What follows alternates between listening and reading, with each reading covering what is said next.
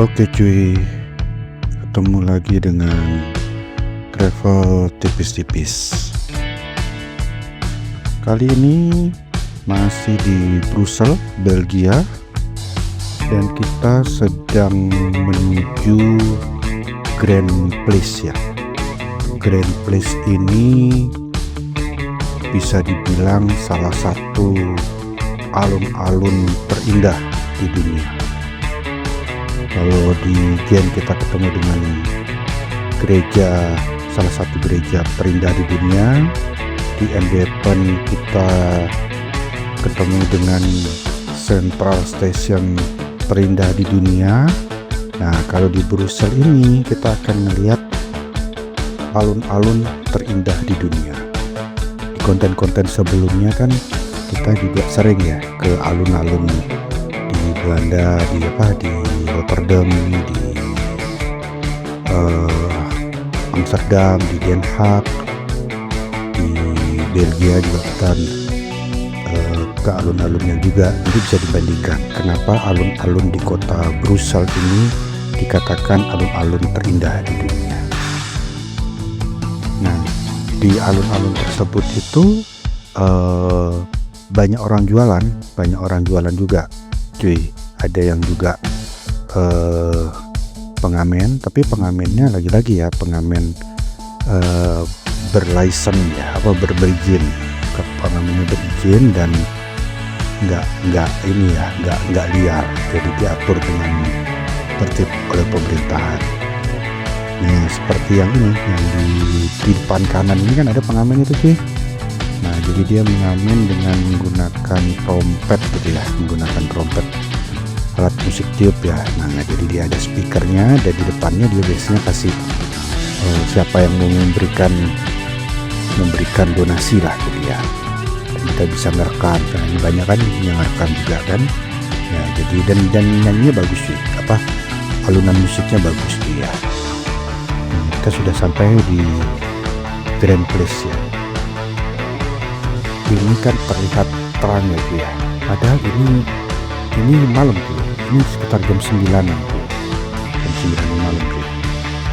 Nah, di Grand Place ini banyak, keren ya gedung-gedungnya tuh. Bergaya barok dan gotik ya. Di situ ada balai kota Brussels, Stadhuis ya, balai kota Brussels. Nah, ini yang kita lihat ini. Balai kota Brussels, Stadhuis. Ini dibangun di tahun 1400-an cuy. Nah, itu di atas kelihatan jamnya juga cuy ya. Nah, itu jam 9 kurang 5 atau kurang 10 itu cuy.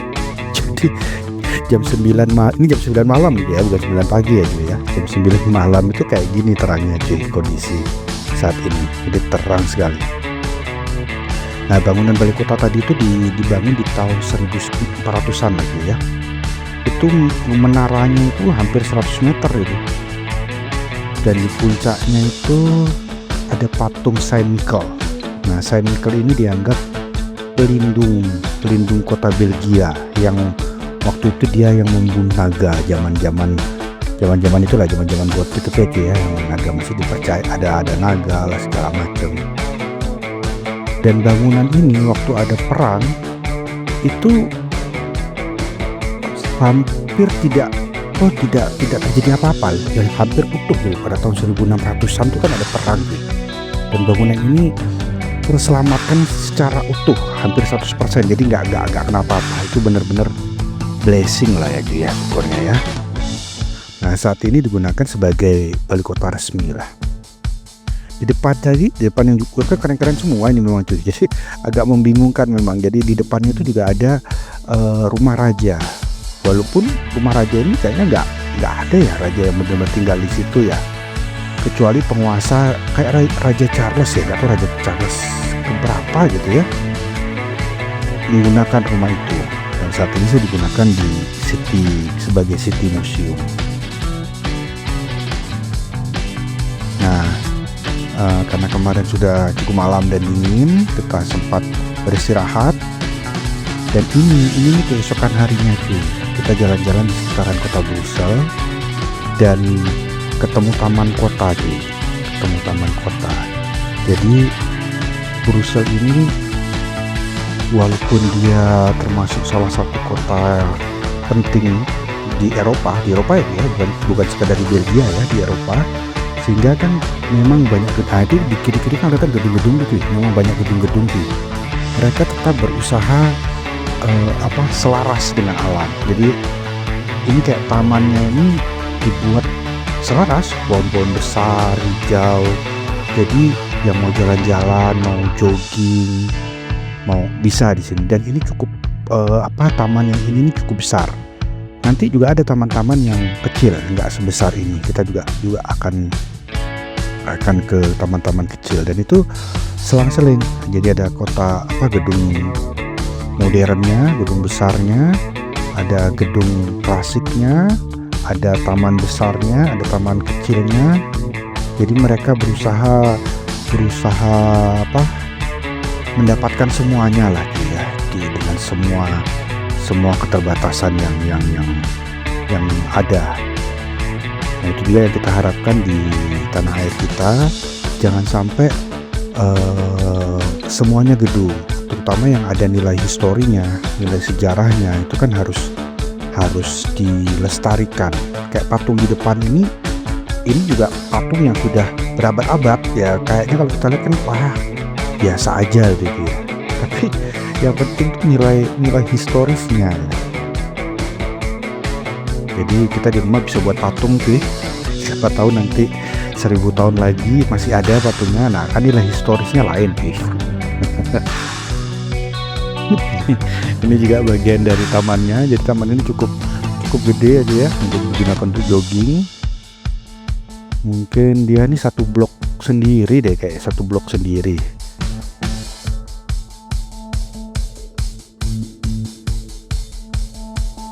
Ya ini kita nikmati kayak hutan lindung lah ya.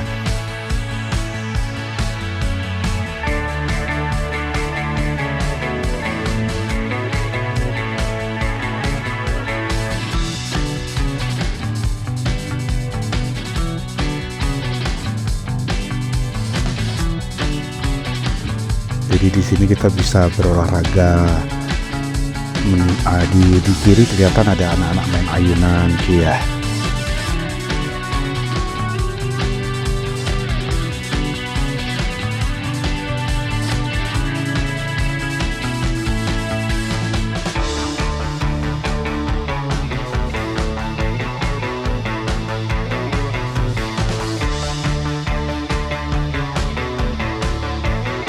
Jadi berasa kayak di hutan ya dia.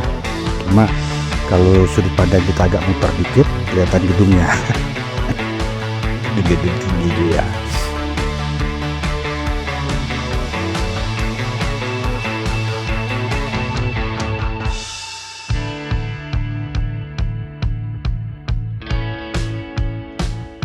Nah, kita setelah dari tempat taman tadi, kita jalan-jalan ke mana? Ke seputaran kota Brussels itu cuy. Nah kita ketemu tugu yang tinggi juga ini cuy.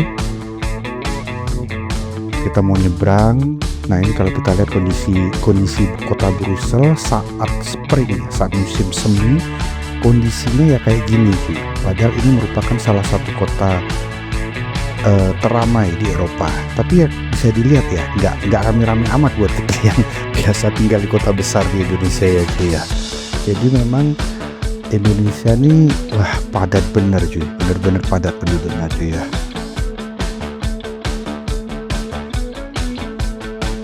Ini kelihatan. Nah kita mau nyebrang, sekali lagi kita harus ngikutin aturan yang ada. Nyebrangnya di zebra cross, dan karena di depan ada lampu merah, kalau hijau nanti baru kita jalan, kita ikutin aturannya.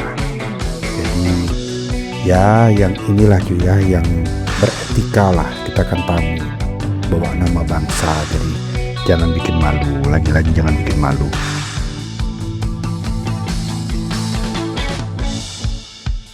Walaupun ini lampu merahnya nih cukup lama juga cuy, tapi ya kita harus sabar. Kita lihat kalau di Indonesia udah pada nyabrang itu, orang nggak ada mobilnya, nggak ada apa ya, ngapain kita nunggu lama-lama cuy ya. Nah kita sudah di seberang dan sudah di di depan tugu ini tinggi aja ya, bisa dilihat tadi orangnya aja cuma sampai di batas kaki singa bawah tadi itu kan, jadi berapa itu ketinggiannya. Dan tugu ini juga udah lama buatnya, mungkin kalau sekarang buatnya dengan segala macam teknologi yang ada sekarang ya nggak terlalu keren lah. Nah ini kelihatan ya cuy ya, di 1440 sampai 1945, jadi waktu tahun itu loh dibuatnya. Peralatan bangunan kan nggak secanggih sekarang, jadi termasuk bangunan yang spektakuler lagi ya. Di depannya juga tadi ada obor ya, atau api yang nggak padam.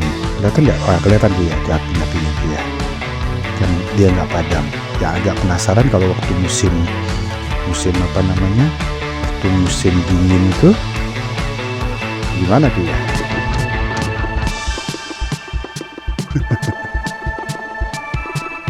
And always remember that the journey more important than the destination and the partner is the most. Bahwa perjalanan itu lebih penting dari tujuan, dan siapa yang menyertai kita adalah yang terpenting.